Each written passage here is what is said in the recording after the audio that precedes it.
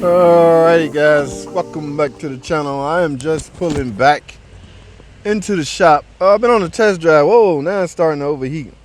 So that's the deal, guys. Well, let me start from the top. This is a Chrysler 200 2015 model, I want to say. Guys, 160,000 miles. Never let the hand get up to 3/4. In fact, over half, it's time to shut it down. So I am going to do just that. But let me, real quick. Okay, it just went back up. Real quick, AC on, AC not cold. And the car is overheating. Okay, now, what do those two have in common? All right, I'm sure some of you veterans know, but so I'm not talking to you know-it-all veterans. Just kidding, guys. I'm talking to everybody because we all, from time to time, need a refresher course. Yes, guys, the cooling system and the AC system, there's a slight relationship, or they are entwined with each other. Okay, there's one part that they share together that's very important to the full operation of the AC and as well as the cooling system. And what I'm referring to is the fan. Now I don't know if that's what's wrong with this car. It came in overheating. I went and test drove it. First I popped the hood and verified there was coolant in it, guys. Never just jump on the road. Remember we talk about this all the time, guys. It could easily be a setup.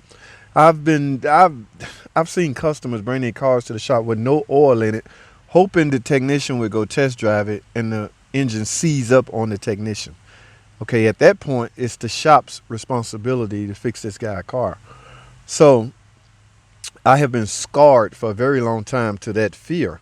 So from now on, I don't just jump in a car and start driving.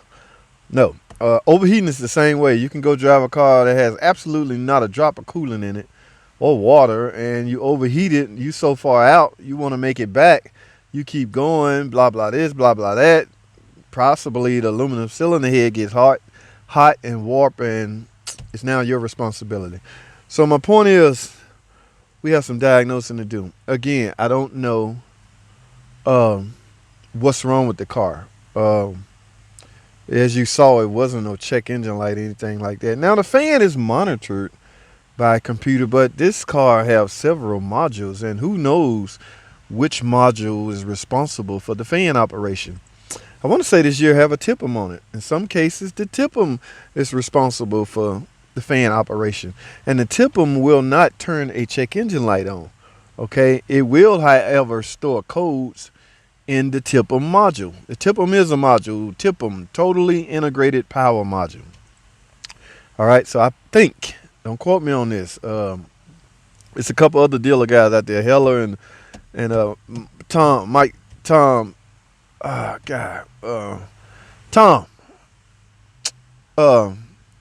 think the TIPM operates the fan.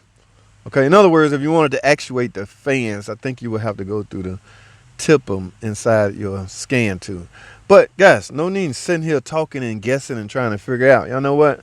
Let's go. It's possibly done cooled off now a little bit. So I want to turn it back on. We're going to go. Let me take a quick break, guys. When I get back, we're going to, let me let it cool down just a little bit more. When I get back, we're going to turn it on, turn the AC on, go out there and see if the fan on. All right, because if there's no fan operation, that's your problem. That's what's causing your no AC and your overheating. All right, I'll be right back. All right, guys, let's get it. Car started, AC on, push, recirc, halfway. I'm a little halfway, so I'm gonna do this fast. All I want to do is see is the fan on.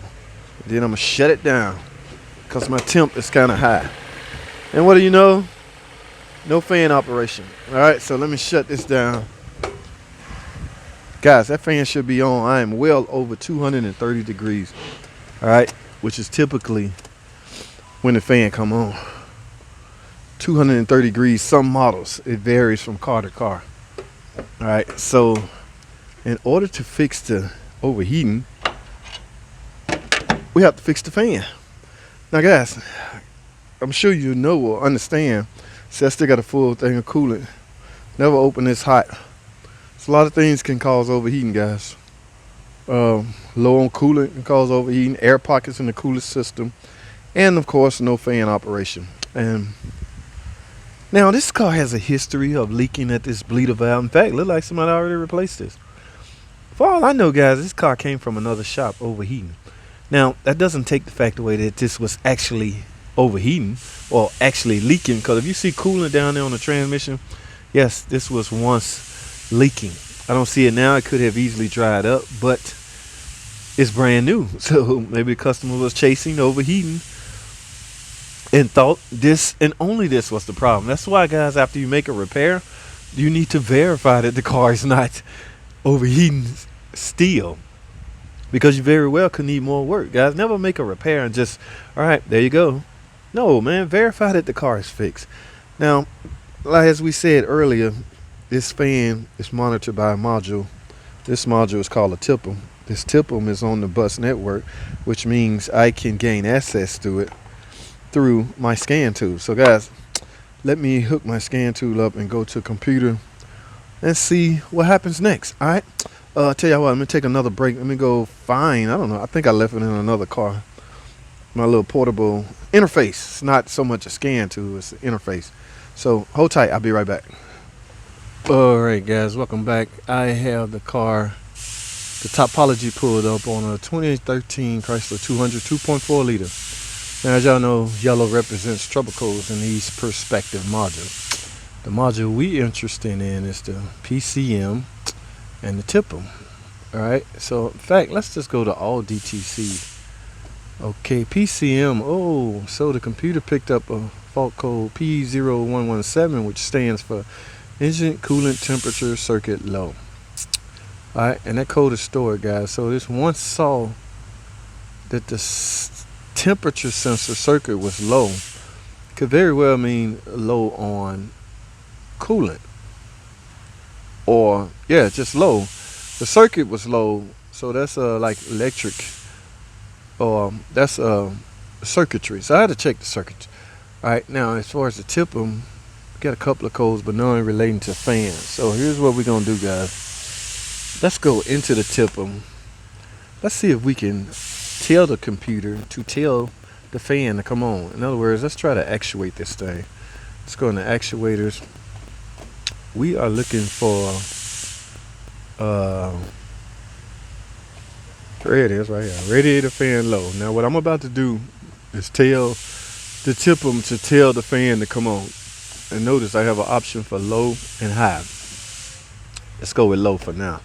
Well, we want to toggle it. Hit toggle, hit start. Now let's go over here.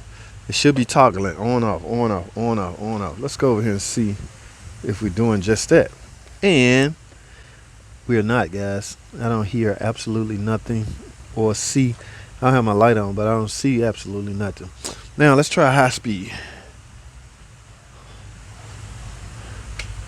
All right, let's stop here. Let's go back out of here. Radiator fan high. Again, we're gonna go with toggle. Go ahead, start. Now let's go see. Absolutely nothing, guys. So, all right, we got light. One or two things, guys. Either the fan motors are completely burnt out, because notice I still have that toggle on, and I can hear the TIPM. Y'all hear that?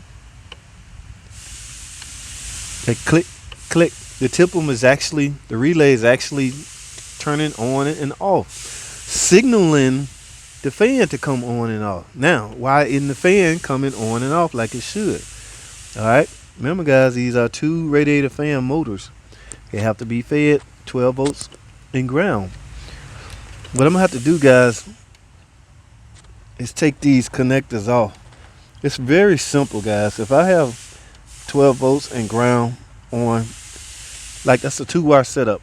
If one of them is 12 volts and one of them ground, it's simple. The fan motor is burnt out. All right. So I'm gonna grab a test light, and you can still hear the TIPM over there doing this thing. So I'm gonna grab a test light and see if I got 12 volts and ground on these motor connectors. All right, hold tight.